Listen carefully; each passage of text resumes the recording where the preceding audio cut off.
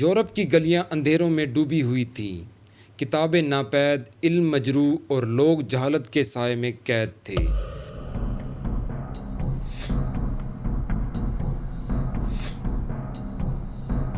Church کے سائے تلے سوال کرنا جرم تھا اور علاج کے نام پر اندھیر نگری پھیلی ہوئی تھی۔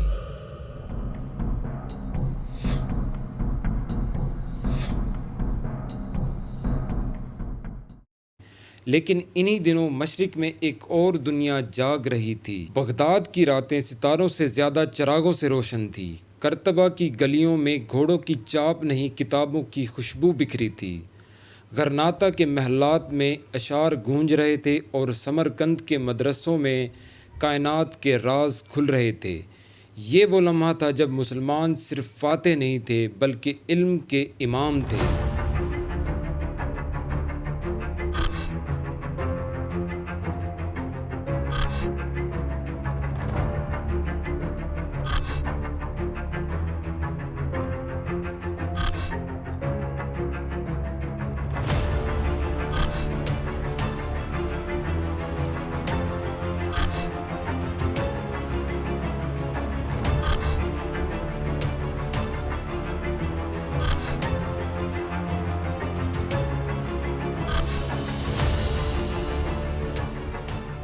یہاں بیت الحکمہ کی چھت کے نیچے دنیا کی عظیم ترین علمی تحریک اٹھ کھڑی ہوئی، جہاں یونانی فلسفہ، ہندی ریاضی اور ایرانی طب کو عربی میں ڈھالا جا رہا تھا۔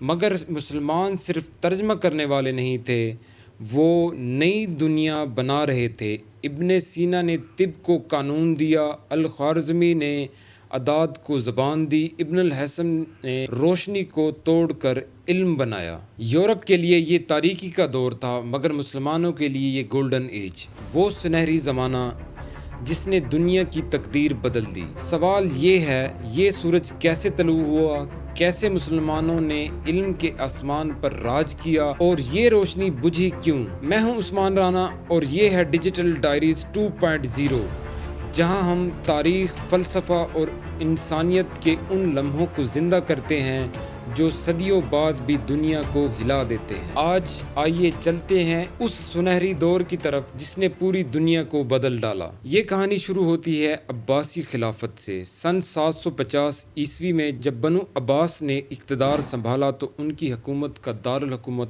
بغداد بنا۔ دریائے دجلہ کے کنارے بسایا گیا یہ شہر جلد ہی دنیا کا سب سے بڑا علمی اور تہذیبی مرکز بن گیا۔ خلیفہ ہارون رشید اور اس کے بیٹے المامون نے بغداد کو صرف سیاسی دارالحکومت نہیں بنایا بلکہ علم کا گہوارہ بنا دیا۔ ان کے دور میں ایسا نظام تشکیل پایا جس نے آنے والی صدیوں کا رخ بدل دیا۔ اسی زمانے میں المامون نے ایک خواب دیکھا۔ خواب میں یونانی فلسفی ارسطو نظر آیا۔ ارسطو نے کہا، حکمت کسی قوم کی میراث نہیں، یہ ہر انسان کا حق ہے۔ اس خواب نے المامون کو جھنجھوڑ دیا۔ اس نے فیصلہ کیا دنیا کا ہر علم اکٹھا کر کے بغداد میں جمع کیا جائے۔ یوں وجود میں آیا بیت الحکمہ، ہاؤس آف وزڈم۔ یہ صرف ایک لائبریری نہیں تھی بلکہ دنیا کی پہلی ریسرچ اکیڈمی تھی۔ یہاں ہزاروں کتابیں جمع کی گئی، یونانی، ہندی اور فارسی علم کا ترجمہ عربی زبان میں کیا گیا۔ لیکن مسلمان صرف مترجم نہیں تھے، وہ ان پر تحقیق کر کے نئی بنیادیں رکھ رہے تھے۔ ترجمہ تحریک کا سب سے حیران کن پہلو یہ تھا کہ یہ صرف مسلمانوں تک محدود نہیں تھی۔ عیسائی، یہودی اور مسلمان علماء ایک ساتھ بیٹھ کر کتابوں پر کام کرتے، یعنی یہ ایک انٹلیکچول ہب تھا جس نے مذہب اور قومیت کی سرحدوں کو توڑ دیا۔ اس ماحول نے کیوریاسٹی کو جنم دیا۔ سوال پوچھنا جرم نہیں رہا بلکہ اعزاز بن گیا۔ لوگ کائنات کے راز جاننے لگے، ستاروں کی چالوں کا حساب لگانے لگے، بیماریوں کا علاج تلاش کرنے لگے۔ بغداد کی گلیوں میں کتابیں سونے سے زیادہ قیمتی سمجھی جانے لگیں۔ یہ سب کچھ کیوں ممکن ہوا؟ اس لیے کہ عباسی خلفاء نے علم کو طاقت سمجھا۔ انہوں نے سلطنت کے وسائل کو جنگوں پر نہیں بلکہ علم اور تحقیق پر لگایا۔ یہی وہ بیج تھے جنہوں نے آگے چل کر مسلمانوں کے سنہری دور کو جنم دیا۔ بغداد اور کرتبہ کے علمی مراکز سے نکلنے والی روشنی صرف کتابوں تک محدود نہیں رہی، یہ روشنی نئے علوم، نئی ایجادات اور نئی دریافتوں میں ڈھل گئی۔ مسلمان سائنسدانوں نے صرف پچھلی تہذیبوں کے علوم کو محفوظ کیا، بلکہ ان پر تحقیق کر کے وہ کارنامے سر انجام دیے جو آج بھی انسانیت کی بنیاد ہیں۔ سب سے پہلے بات کرتے ہیں الخوارزمی کی، وہ شخص جسے آج فادر آف الجبرا کہا جاتا ہے۔ یہ لفظ اس کی کتاب الکتاب المختصر فی الحساب الجبر والمقابلہ سے آیا۔ الخوارزمی نے حساب کو ایک نئی شکل دی۔ وہ اعداد کے ساتھ کھیلنے والا محض ایک ریاضی دان نہیں تھا، بلکہ اس نے ایک ایسا نظام دیا جس کے بغیر جدید سائنس، انجینئرنگ، حتیٰ کہ کمپیوٹر سائنس ممکن نہ ہوتی۔ آج کی آرٹیفیشل انٹیلیجنس ہو یا راکٹ سائنس، سب کے پیچھے الخوارزمی کے اصول کار فرما ہیں۔ پھر آتے ہیں ابن سینا، جسے مغرب ایوسینا کہتا ہے۔ اس کی کتاب کینن آف میڈیسن تقریباً 6 صدیوں تک یورپ کی یونیورسٹیوں میں نصاب رہی۔ ابن سینا نے طب کو منطق، مشاہدے اور تجربے پر قائم کیا۔ اس نے دل کی بیماریوں سے لے کر دماغی امراض تک کے علاج لکھے اور سرجری، فارماکولوجی، اناٹومی کے اصول وضع کیے۔ آج بھی اسے پرنس آف فزیشین کہا جاتا ہے۔ اب بات کرتے ہیں ابن الہیثم کی۔ اسے دنیا کا پہلا سائنٹسٹ کہا جاتا ہے، کیونکہ اس نے تجربے کو علم کی بنیاد بنایا۔ اس نے آپٹکس پر ایسے تحقیقات کی جنہوں نے بصارت کے راز کھول دیے۔ اس نے بتایا کہ روشنی آنکھ سے نہیں نکلتی بلکہ باہر سے آنکھ میں داخل ہوتی ہے۔ یہ وہ دریافت تھی جس نے یورپی سائنسدانوں کو سنچریوں بعد مائکروسکوپی اور ماڈرن فزکس تک پہنچایا۔ الرازی بھی اسی دور کی ایک درخشاں شخصیت تھا۔ وہ عظیم طبیب اور کیمیا دان تھا۔ اس کے لکھے گئے انسائکلوپیڈیا نے یورپ کو صدیوں تک علم دیا۔ اسی طرح نصیر الدین طوسی نے فلکیات میں نئی بنیادیں رکھی۔ اس کی آبزرویشنز نے پلانیٹری موشنز کے اصول مرتب کیے جو بعد میں کوپرنیکس اور کیپلر کے کام کی بنیاد بنے۔ یہی نہیں، مسلمان سائنسدانوں نے گھڑیاں بنائی، فلکیاتی آلات ایجاد کیے، الجبرا اور جیومیٹری کو جوڑا، میکینیکل انجینئرنگ کے ایسے نمونے تیار کیے جنہیں دیکھ کر یورپی حیران رہ گئے۔ بنو موسیٰ برادرز نے پانی اور مشینری کے ساتھ کھیل کر ایسی آٹومیشن بنائی جو آج کی روبوٹکس کا آغاز لگتی ہے۔ یہ سب کچھ اس لیے ممکن ہوا کہ مسلمان علماء نے ایک اصول اپنایا: علم صرف پڑھنے کے لیے نہیں بلکہ آزمانے کے لیے ہے۔ مشاہدہ اور تجربہ ان کی پہچان تھا، اور یہی سائنٹیفک میتھڈ بعد میں یورپ میں ماڈرن سائنسز کی بنیاد بنا۔ یوں بھی کہا جا سکتا ہے اگر مسلمانوں کا یہ سنہری دور نہ ہوتا تو یورپ کی رینیسانس اور انڈسٹریل ریولوشنز بھی شاید کبھی جنم نہ لے پاتی۔ گولڈن ایج آف اسلام صرف سائنس اور ریاضی تک محدود نہیں تھا، یہ دور فنون، ادب اور فلسفے کا بھی عروج تھا۔ مسلمان صرف ستاروں اور اعداد کو نہیں دیکھ رہے تھے بلکہ انسانی روح، معاشرت، خوبصورتی کے اسرار کو بھی سمجھ رہے تھے۔ آغاز کرتے ہیں اسلامی فن تعمیر سے۔ کرتبہ کی جامع مسجد جس کے ستونوں پر روشنی رقص کرتی ہے، غرناطہ کا الحمرا محل جس کی دیواروں پر کندہ آیات اور جیومیٹری کی پیچیدہ نقشے آج بھی دیکھنے والوں کو حیران کر دیتے ہیں۔ یہ فن تعمیر صرف عمارتیں نہیں تھیں، یہ ایک تہذیب کی زبان تھی جو کہہ رہی تھی خدا خوبصورتی کو پسند کرتا ہے۔ اسی زمانے میں ادب نے بھی عروج پایا۔ عربی اور فارسی شاعری نے دنیا کو نئے رنگ دیے۔ رومی نے اپنی شاعری سے روحانی عشق کی نئی دنیا بنائی۔ اس کے اشعار آج بھی دنیا کے کونے کونے میں گائے اور پڑھے جاتے ہیں۔ فردوسی نے شاہنامہ لکھا جو ایرانی تاریخ اور تہذیب کو امر کر گیا۔ عربی زبان میں المتنبی جیسے شاعر پیدا ہوئے جن کے الفاظ آج بھی عربی ادب کی جان ہیں۔ ادب کے ساتھ ساتھ کہانیوں کا خزانہ بھی بڑھا۔ الف لیلہ و لیلہ ہزار داستان ایک ایسی داستانی کائنات ہے جس میں شہرزاد اپنی کہانیوں سے بادشاہ کو قید وقت میں باندھ لیتی ہیں۔ یہ کہانیاں محض قصے نہیں تھے بلکہ پوری تہذیبی وزڈم کا عکس تھی جو آگے چل کر یورپ کے ادب اور مغربی داستان گوئی کو بھی متاثر کرتی ہیں۔ فلسفے کی دنیا میں مسلمان علماء نے یونانی فلسفے کو نہ صرف محفوظ کیا بلکہ اس پر اپنی مہر بھی ثبت کی۔ الکندی کو فلسفی عرب کہا جاتا ہے۔ الفارابی نے فلسفہ اور موسیقی کو جوڑا اور آئیڈیل اسٹیٹ کے تصور کو پیش کیا جو آج بھی پولیٹیکل فلسفی کا حصہ ہے۔ ابن رشد وہ شخصیت تھی جس نے ارسطو کے نظریات کو ریوائیو کیا اور یورپ میں سیکولرزم کی بنیاد رکھی۔ اور پھر ابن خلدون جسے فادر آف سوشیالوجی کہا جاتا ہے، اس کی مقدمہ تاریخ نگاری کی بنیاد ہے۔ اس نے بتایا کہ سلطنتیں بھی انسان کی طرح پیدا ہوتی ہیں، بڑھتی ہیں، آخر کار ختم ہو جاتی ہیں۔ یہ انسائٹ اتنی اہیڈ آف ٹائم تھی کہ یورپی سوشل سائنسز صدیوں بعد بھی ابن خلدون کے نقش قدم پر چلی۔ یہ سب کچھ ایک ہی پیغام دیتا ہے۔ گولڈن ایج آف اسلام علم کی دنیا کا صرف ایک پہلو نہیں تھا، یہ ایک کمپلیٹ سویلائزیشن تھی جہاں عقل اور روح، سائنس اور شاعری، فلسفہ اور فن سب ایک ساتھ پروان چڑھ رہے تھے۔ یہی وہ ہارمنی تھی جس نے مسلمانوں کو دنیا کا رہنما بنا دیا۔ گولڈن ایج آف اسلام کا دائرہ صرف بغداد، قرطبہ، سمرقند تک محدود نہیں رہا، یہ وہ روشنی تھی جو سرحدیں توڑ کر یورپ تک پہنچی اور صدیوں بعد رینیسانس کا بیج بنی۔ یورپ اس وقت ڈارک ایجز میں تھا، کتابیں نایاب، علم چرچ کی قید میں اور سائنس کو کفر سمجھا جاتا تھا۔ لیکن جب مسلمانوں نے یونانی فلسفہ، طب، ریاضی اور فلکیات کو نہ صرف محفوظ کیا بلکہ ان پر نئی تحقیق کی تو یورپ کے دروازے کھلنے لگے۔ اندلس یعنی اسپین اسی تبادلے کا سب سے بڑا مرکز تھا۔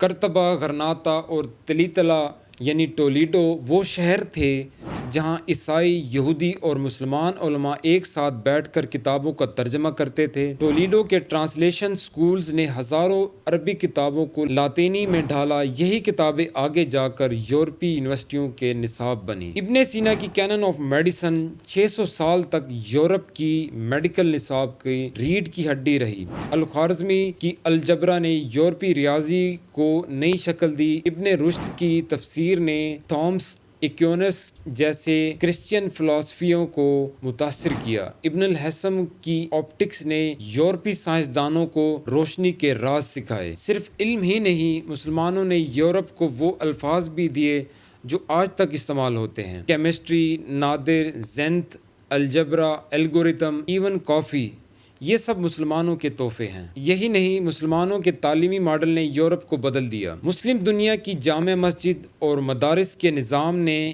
یورپی یونیورسٹیوں کے لیے بنیاد فراہم کی۔ کیمبرج اور آکسفورڈ کے ابتدائی ماڈلز دراصل قرطبہ اور بغداد کی نقل تھے۔ یہ کہنا ہرگز غلط نہ ہوگا، اگر مسلمانوں کی یہ علمی تحریک نہ ہوتی تو یورپ کی سائنٹیفک ریولوشن، رینیسانس اور انڈسٹریل ریولوشن شاید کبھی وجود میں نہ آتی۔ گولڈن ایج نے یورپ کو وہ بیج دیا جس نے صدیوں بعد پوری مغربی دنیا کو پھل عطا کیا۔ یوں مسلمانوں کا یہ دور صرف ان کی اپنی تاریخ نہیں بلکہ پوری دنیا کی تاریخ کا سنگ میل ہے۔ گولڈن ایج آف اسلام کی سب سے بڑی طاقت صرف چند عظیم سائنسدان یا فلاسفر نہیں تھے، اصل طاقت اس دور کا تعلیمی اور علمی نظام تھا جس نے ہزاروں دماغوں کو تراشا اور ایک پوری نسل کو علم کے سفر پر روانہ کیا۔ دنیا کی سب سے پہلی یونیورسٹی جامعہ القروین سن 859 میں مراکش کے شہر فیض میں قائم ہوئی۔ اسے ایک خاتون فاطمہ الفہری نے قائم کیا۔ یہ وہ جگہ تھی جہاں اسلامی فقہ، ریاضی، فلکیات اور فلسفہ پڑھایا جاتا، اور یہ یونیورسٹی آج بھی دنیا کی سب سے قدیم تعلیمی اداروں میں شمار ہوتی ہے۔ اسی طرح مصر میں جامعہ الازہر نے صدیوں تک مسلمان دنیا کے ذہنوں کو تربیت دی۔ یہاں کے نصاب نے اسلامی فقہ کے ساتھ ساتھ فلسفہ، منطق اور سائنس کو بھی جگہ دی۔ یہ ادارے محض تعلیمی مراکز نہیں تھے، یہ پوری سویلائزیشن کے انٹلیکچول ہبس تھے۔ اندلس کے شہر قرطبہ کی لائبریری میں ایک وقت میں 4 لاکھ کتابیں موجود تھی۔ اس دور کے یورپ کی سب سے بڑی لائبریری میں چند ہزار کتابیں بھی مشکل سے ملتی تھی، لیکن قرطبہ کے عام طلباء کے پاس ایسی علمی دولت تھی جو یورپ کے بادشاہوں کے پاس بھی نہیں تھی۔ صرف بڑے ادارے ہی نہیں بلکہ عام مساجد بھی علم کے مراکز تھے۔ ان میں باقاعدہ درس و تدریس ہوتا تھا۔ کوئی بھی شخص بیٹھ کر عالم کے درس کو سن سکتا تھا، علم طبقاتی قید سے آزاد ہو گیا تھا، ایک کسان کا بیٹا بھی عالم بن سکتا تھا اور ایک تاجر کا بیٹا فلسفی بن سکتا تھا۔ مسلم دنیا میں علم کو سماجی حیثیت حاصل تھی، عالم صرف ایک استاد نہیں تھا بلکہ معاشرے کا رہنما سمجھا جاتا تھا۔ حکمران بھی علماء کے ساتھ بیٹھتے، ان سے مشورہ لیتے، ان کی سرپرستی کرتے۔ یہی وجہ تھی گولڈن ایج میں تعلیم ایک موومنٹ بن گئی، کیوریاسٹی کو فروغ دیا گیا، سوال کرنا جرم نہیں بلکہ فضیلت سمجھا گیا، اور جب سوال آزاد ہو جائیں تو علم کے دروازے کھلنے لگتے ہیں۔ یہی وہ نظام تھا جس نے الخوارزمی، ابن سینا، الرازی، ابن رشد اور ابن الحسن جیسے دماغ پیدا کیے۔ یعنی بڑے دماغ کسی ویکیوم میں نہیں ابھرتے، ان کے پیچھے ایک پوری سوسائٹی کھڑی ہوتی ہے، اور مسلمانوں کا یہ سنہری دور اسی سوسائٹی کی پیداوار تھا۔ ہر عروج کے ساتھ ایک زوال بھی جڑا ہوتا ہے۔ گولڈن ایج آف اسلام بھی ہمیشہ قائم نہ رہ سکی، مگر یہ زوال کسی ایک دن یا ایک حادثے سے نہیں آیا، یہ ایک طویل عمل تھا جس میں اندرونی کمزوریاں اور بیرونی حملے ایک دوسرے کے ساتھ جڑتے گئے۔ پہلا سوال علمی سطح پر آیا۔ وہ معاشرہ جو سوال کو طاقت سمجھتا تھا، آہستہ آہستہ سوال سے خوف زدہ ہونے لگا۔ فلسفہ اور سائنس پر قدغن لگنے لگی۔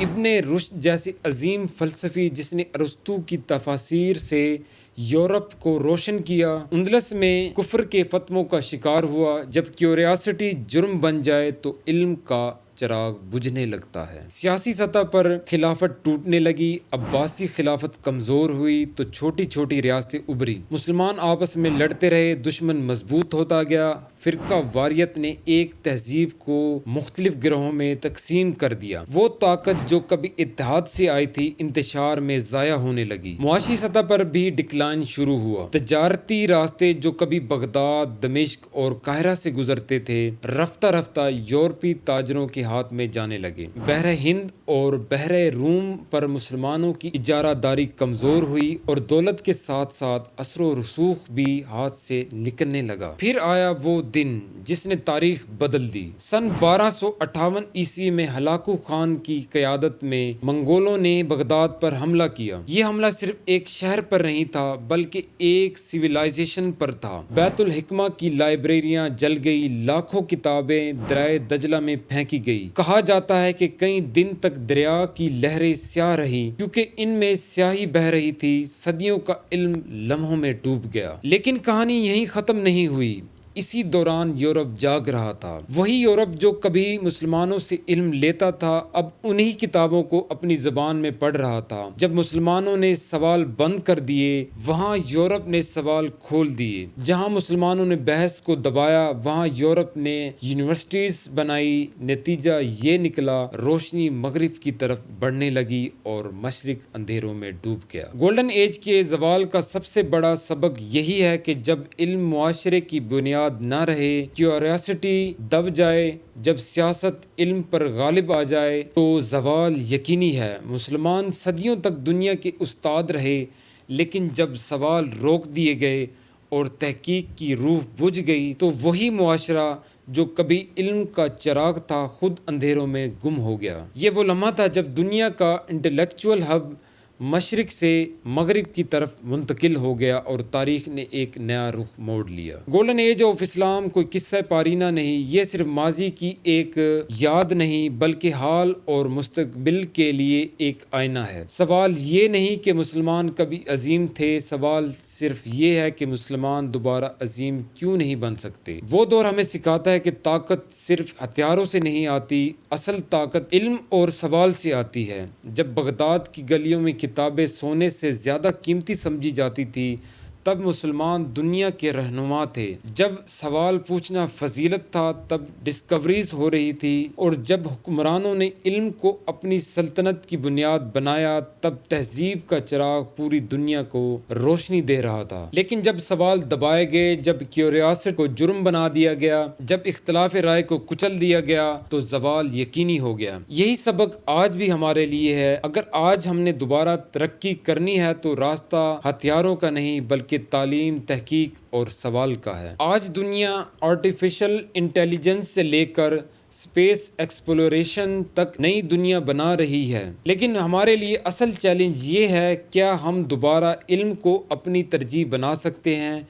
क्या हमारी लाइब्रेरीज फिर से रोशन हो सकती हैं? क्या हमारे तालीमी इदारे फिर से दुनिया के बेहतरीन इदारे बन सकते हैं? गोल्डन एज हमें यही बताती है कि ये मुमकिन है, क्योंकि अगर कभी हमारे चिरागों ने दुनिया को रोशन किया था तो आज भी हम उन चिरागों को दोबारा जला सकते हैं। शर्त सिर्फ ये है कि हम इल्म को अपनी ज़िंदगी, अपनी सियासत और अपनी तहजीब को अपनी बुनियाद बना लें। यही है इस सुनहरी दौर का सबसे बड़ा पैगाम कि कौमें सवाल से बनती हैं, तहकीक से आगे बढ़ती हैं और इल्म के ज़रिए दुनिया को बदल देती हैं। ये था मुसलमानों का सुनहरी दौर का किस्सा। अब सवाल ये है कि आज हम इससे क्या सीख सकते हैं और क्या हम दोबारा ऐसा दौर देख सकते हैं? आपका इस बारे में क्या ख्याल है? क्या आज की दुनिया में इल्म को वही मकाम मिल सकता है जो मुसलमानों के सुनहरी दौर में था? अपनी राय जरूर कमेंट कीजिए, क्योंकि आपकी सोच ही इस बहस को आगे बढ़ाएगी। अगर आपको ये वीडियो पसंद आई तो हमारे चैनल डिजिटल डायरीज 2.0 को सब्सक्राइब कीजिए, ताकि आपको तारीख, फलसफा और इंसानियत के वो किस्से मिलते रहे जो सिर्फ कहानियां नहीं बल्कि आईना है। और हाँ, अगर आप समझते हैं कि ये वीडियो किसी और के लिए भी रोशनी बन सकती है तो इसे अपने दोस्तों के साथ शेयर जरूर कीजिए। हम फिर मिलेंगे एक नई कहानी के साथ, एक नए सवाल के साथ और एक नए सफर के साथ।